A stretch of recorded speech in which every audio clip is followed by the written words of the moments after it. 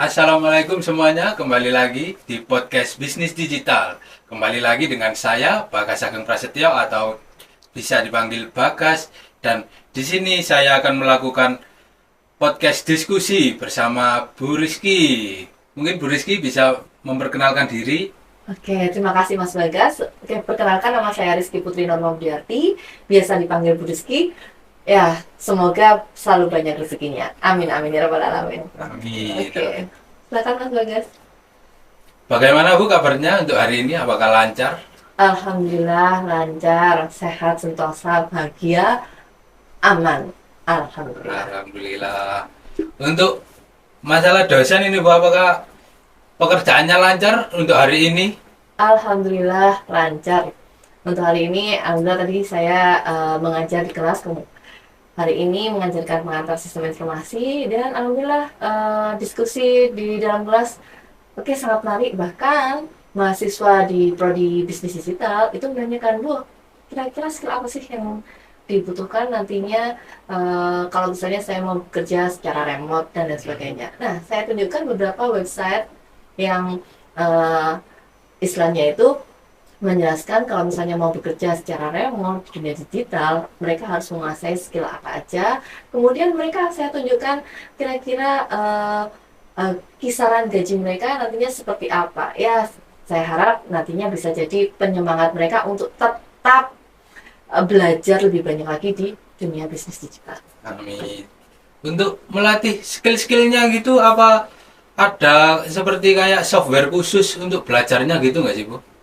Ya, tergantung Anda mau menjadi apa. Kalau misalkan di dunia bisnis digital, gitu ya, misalkan Anda mau menjadi data analitik atau big data analitik, gitu ya, spesialis begitu, otomatis Anda bisa mengubah data-data yang ada di internet, gitu ya. Karena kalau misalnya kita berbicara bisnis digital, itu setiap orang yang berselancar di internet, dia pasti akan meninggalkan jejak digital. Nah, Ya. jejak digital itu dijadikan dari menjadi sebuah data mentah itu menjadi informasi strategis yang bisa dimanfaatkan.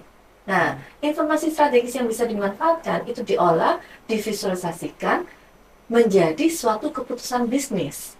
Nah, disitulah skill-skill yang diperlukan, keahlian untuk berkecimpung di dunia bisnis digital. Mereka harus memahami misalkan penggunaan tools ya, kita ngomong software.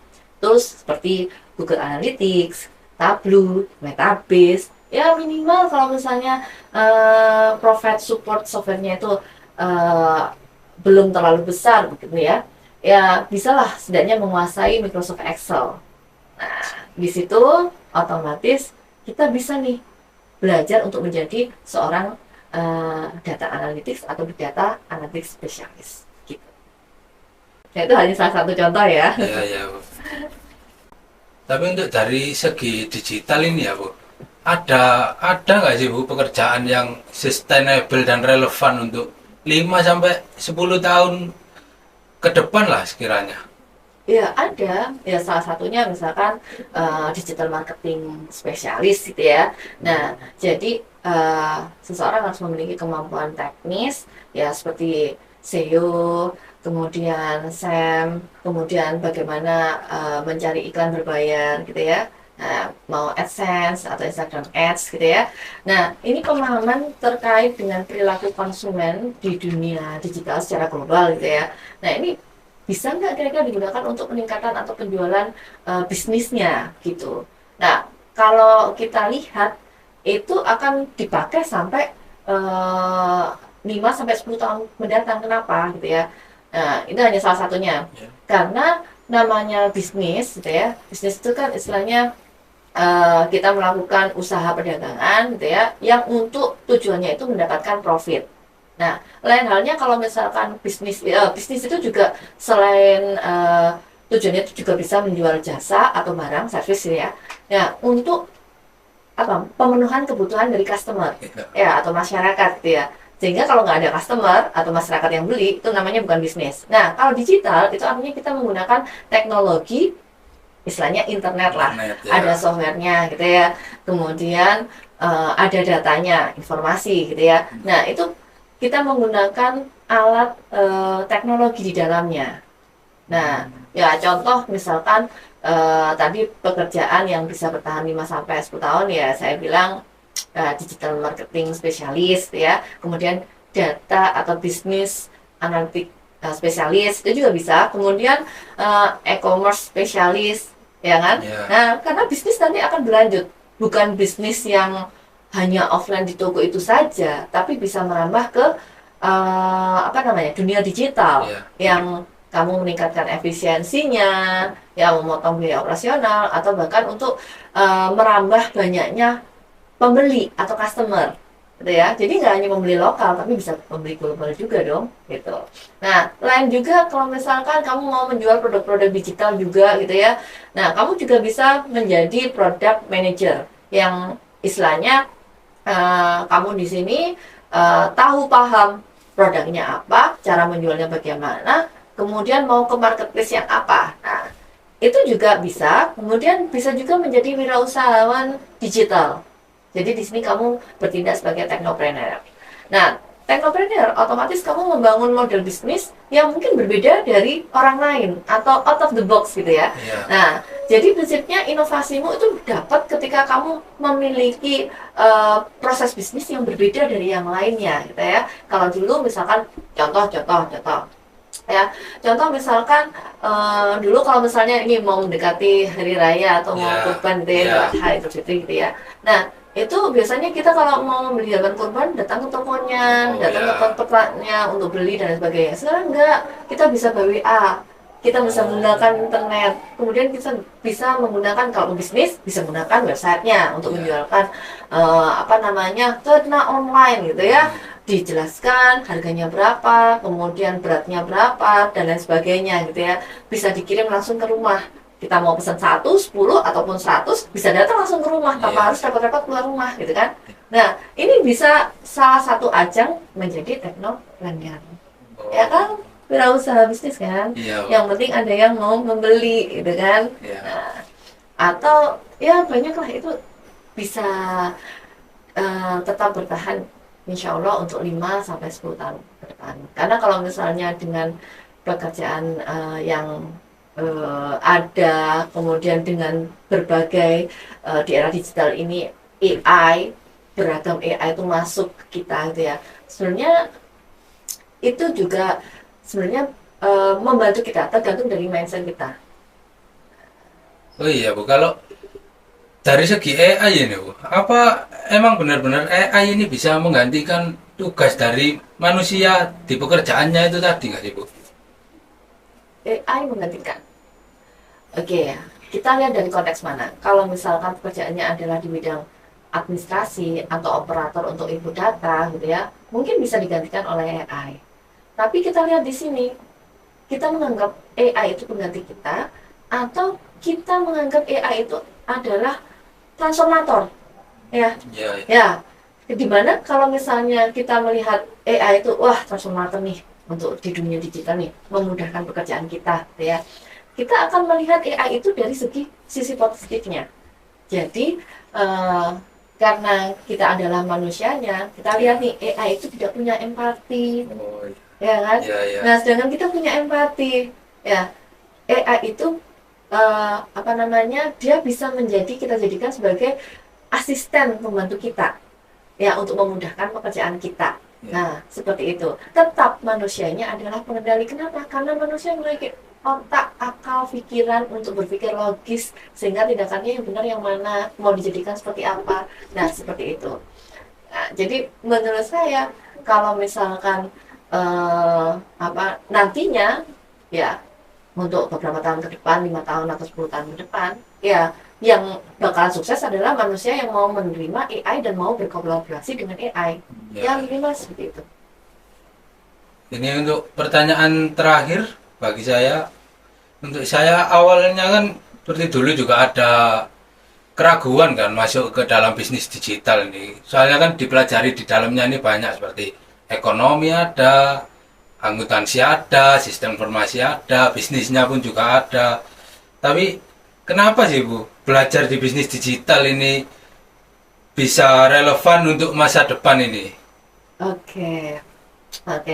Terkait kenapa di bisnis digital yang pelajari adalah rasanya yang nano-nano gitu Ya, ya. ya, Bu. Nah, karena di konsep bisnis digital kamu akan diajari tentang bagaimana sih ekonomi bisnis itu gitu ya, bagaimana menganalisis bisnis itu, bagaimana mengembangkan bisnis itu, dan mampu memiliki keahlian-keahlian baik itu hard skill ataupun soft skill ya untuk mendukung kita bekerja nantinya di dunia bisnis digital gitu ya. Yang pertama misalkan Anda nanti akan diajari juga kemampuan untuk mengolah data gitu kan. Kemudian menggunakan misalkan Google Analytics, menggunakan Tableau, menggunakan database gitu ya. Kemudian Anda diajarkan bagaimana cara digital marketing gitu ya. Nah, kemudian diajarkan pula bagaimana memiliki kemampuan terkait literasi AI dan otomasi. Jadi diajari juga bagaimana kita membuat prompt AI yang benar. Nah, kemudian so untuk soft skillnya kita juga diajari bagaimana kita berpikir secara kritis dan melakukan problem solving. Ya, jadi di sini kita juga ketika mendapatkan suatu konteks masalah maupun itu kecil ataupun kompleks gitu ya, kita melihat dari point of view yang lebih banyak lagi gitu ya, lebih luas gitu ya, dimana di tiapnya itu kita bisa memberikan alternatif solusi berdasarkan data. Nah, di situ kita dilatih agility juga, yaitu adaptif, ya. Nah, dimana ketika kita berada di era digital, otomatis kan banyak input yang masuk, data informasi, apakah itu valid atau hoax dan lain sebagainya. Nah, kita juga mempelajari bagaimana cara kita adaptif, cepat berubah, cepat bergerak, cepat bertindak. Nah, seperti itu belajar. Nah, otomatis kalau di dunia digital, saya rasa sebagai seorang mahasiswa itu dia dituntut untuk supaya tetap belajar, mau belajar untuk menghadapi era digital yang serba AI dengan cepat. Ya, yang paling minimal belajar coding. Oh ya, ya. Oke. Tapi kalau yang apakah Ibu jadi mahasiswa baru seperti saat ini di era digital ini, mungkin skill apa saja sih yang mungkin Ibu sendiri harus pelajari biar nggak menyesal gitu, Bu? Ya, banyak membaca, kemudian melek teknologi, gitu ya.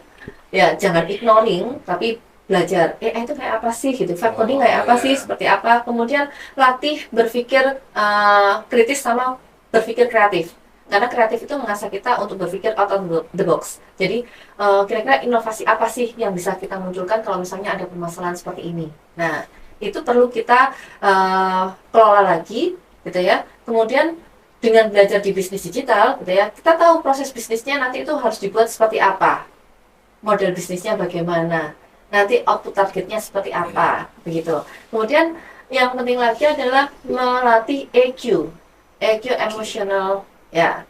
Nah, kecerdasan emosional, di mana yang kita tahu perbedaan antara AI robot dengan manusia itu terletak dari empati dan akal pikirannya, ya. Dan itu yang perlu kita kuasai dan kendalikan, gitu ya, terutama untuk memahami bagaimana sih perilaku customer gitu ya, atau perilaku pengguna di dunia media sosial ataupun di dunia teknologi online, internet dan lain sebagainya. Oh gitu ya, Bu. Cukup daging sih ini pembicaraan kali ini, Bu. Mungkin saya sudahi di sini. Terima kasih waktunya untuk Bu Rizky. Sama-sama. Meluangkan waktunya untuk melakukan diskusi di sini. Dan untuk teman-teman, jangan lupa join di Prodi Bisnis Digital UNUSA. Bye-bye semuanya. Oke, bye-bye.